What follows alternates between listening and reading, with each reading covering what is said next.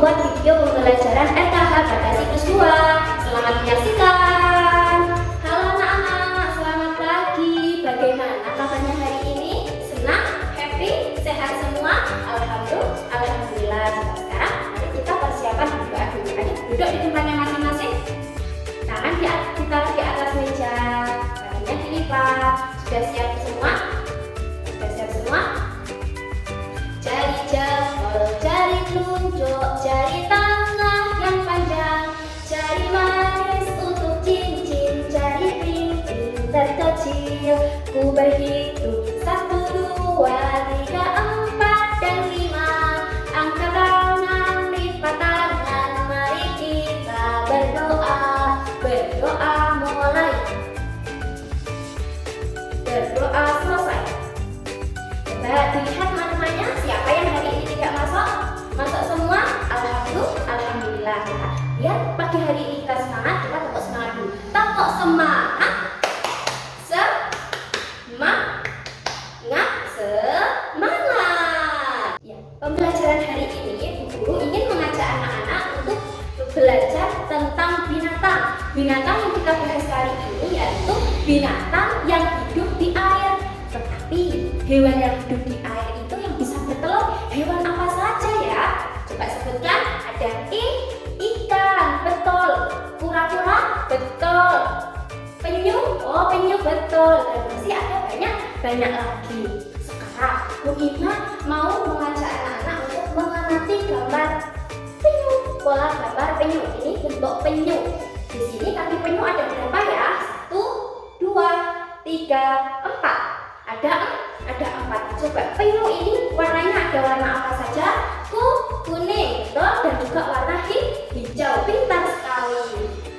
Anak-anak sudah pernah melihat penyu apa belum? Sudah pernah lihat semua? Ya, di mana lihatnya? Di pantai. Di mana lagi?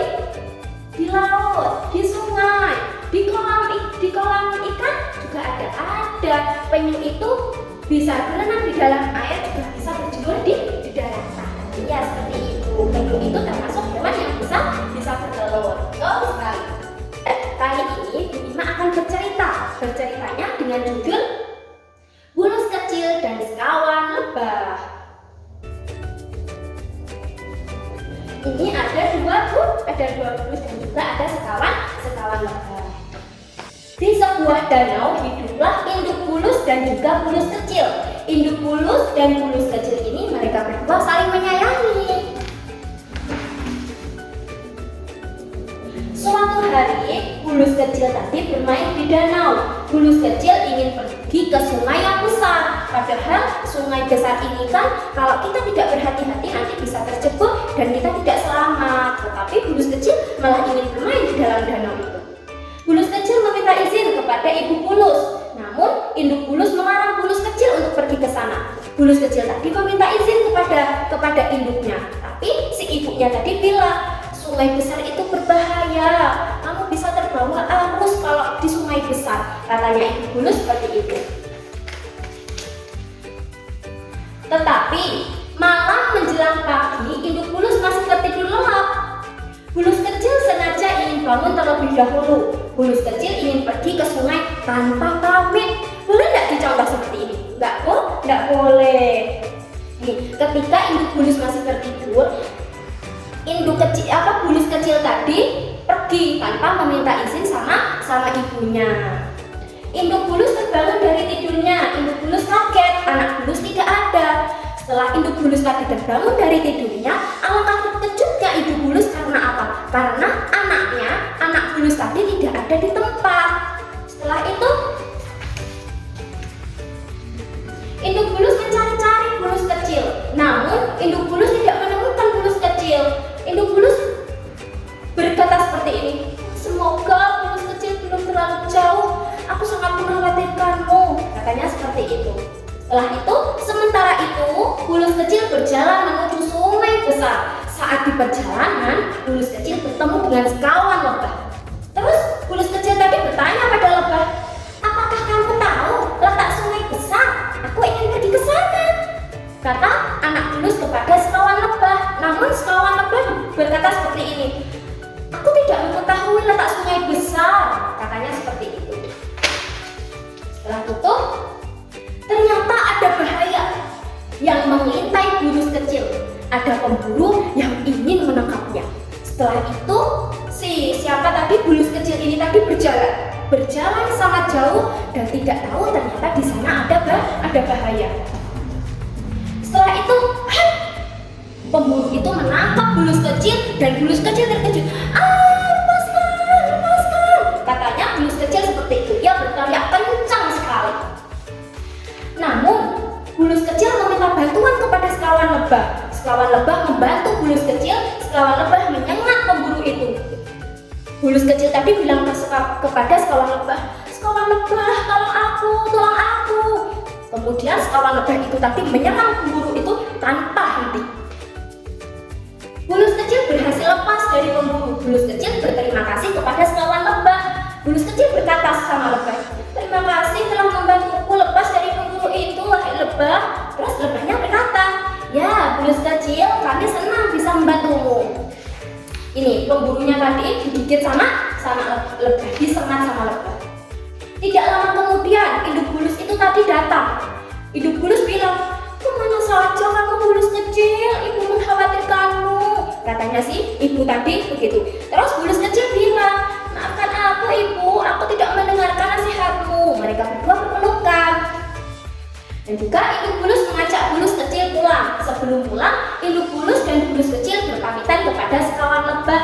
Induk sama ibu bulus sama anak bulus tadi sebelum pergi berkata sama lebah, terima kasih sekawan lebah, kamu telah membantuku dari pemburu itu. Kami akan pergi ke danau. Mereka berpamitan karena sekawan lebah tadi sudah menolong bulus kecil. Kemudian sejak saat itu bulus kecil menjadi anak patuh. Ia mendengarkan semua nasihat induk bulus. Mereka berdua kemudian kembali ke danau dan juga induk bulus anak bulus tadi mendengarkan nasihat ibunya.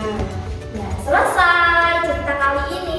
Coba anak-anak, tadi kisah hikmah apa yang bisa diambil dari cerita ini?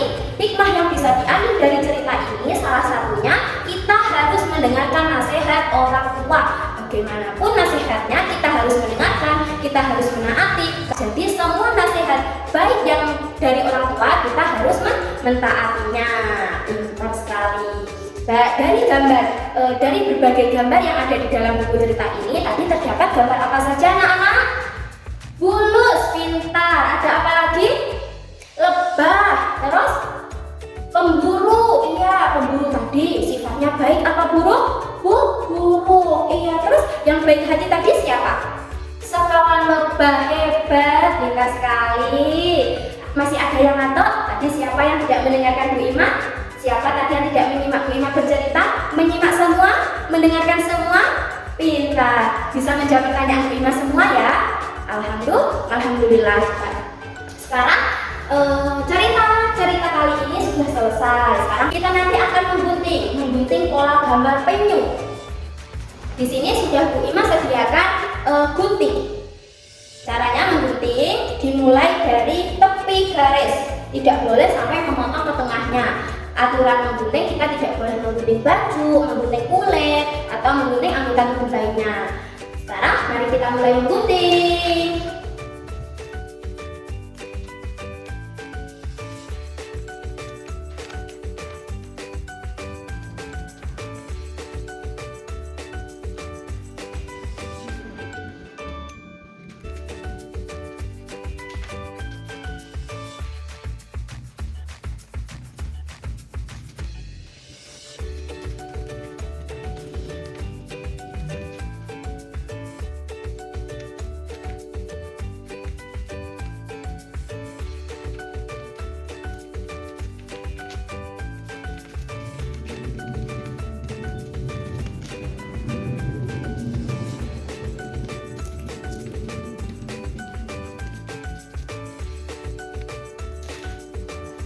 Oke, sudah selesai mengguntingnya. Nanti akan menjadi bentuk penyu seperti ini.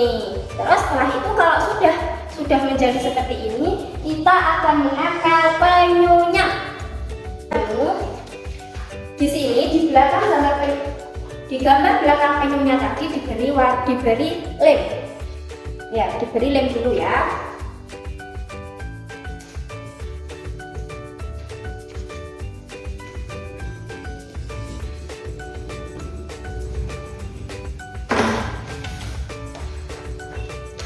sudah diberi lem, nanti penyunya ditempel pada kertas yang sudah disiapkan sama Bu Guru dengan yang ada tulisan penyu. Dan nanti hasilnya akan seperti ini, ditempel pada kertas yang sudah disiapkan sama Bu Guru yang ada tulisan penyu. Kita pulang, mari kita mengejar kata penyu yang nanti ditunjuk sama Bu Guru ya. Ini huruf apa? P, kemudian E, N, Y, U menjadi kata penyu. Pintar sekali. Anak-anak sudah bisa semua? Sudah? Alhamdulillah. Ya, sekarang kalau sudah selesai semua perlengkapan belajar anak-anak, peralatan yang tadi dibuat belajar dikembalikan ke tempatnya masing-masing. Sudah selesai? Sekarang mari kita kembali ke tempat duduknya masing-masing. Diberesi kursi, ditaruh di tempatnya, dan juga kita duduk di bawah lagi. Kalau sudah selesai, anak-anak, bagaimana perasaan pembelajaran hari ini? Senang semua? Kalau senang, kita akan mulai belajar lagi besok dengan kegiatan yang berbeda. Kali ini anak-anak sangat semangat sekali, peningkatannya sangat banyak sekali. Oke, sekarang mari persiapan pulang. Persiapan mau pulang. Ayo tangan dilipat, kaki dilipat. Berdoa mulai. Berdoa selesai. Sekian dulu pembelajaran hari ini. Wassalamualaikum warahmatullahi wabarakatuh. Selamat pulang. Ya, sekian dulu video pembelajaran